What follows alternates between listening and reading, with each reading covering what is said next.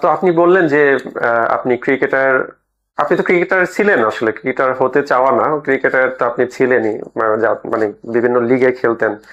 তো এই ক্রিকেটার যে হতে পারলেন না, এটার জন্য কি আফসোস হয় যে আপনি ফিল করেন যে আপনি যদি ক্রিকেটার হতে পারতেন তাহলে আপনার স্বপ্নটা পূরণ তো হতোই, পাশাপাশি আপনি আরো বেটার কিছু করতে পারতেন ইতিমধ্যেই?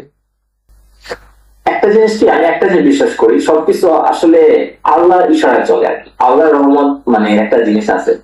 তো আমি মনে করি যাই করতেছি আমি আল্লাহর ইশারায় চলতেছি আর কি, সহজ কথা। আর পরিস্থিতি আপনাকে অনেক কিছু ত্যাগ করা শেখাবে, অনেক কিছু অ্যাকসেপ্ট করা শেখাবে আর কি।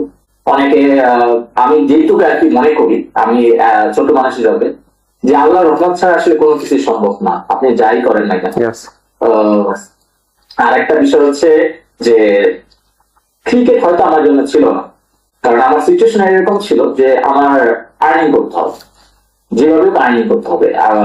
তো এই ক্ষেত্রে হচ্ছে আমি যে স্টেজে ছিলাম ওইখানে আমার এক্সপেন্স ছিল বেশি, তো আমার আর্নিং করার যে সময়টা অলমোস্ট চলে আসতো, কিন্তু ওইরকম ভাবে আর্নিং, আহামরি এরকম আর্নিং হইতো না ওই সিচুয়েশনে।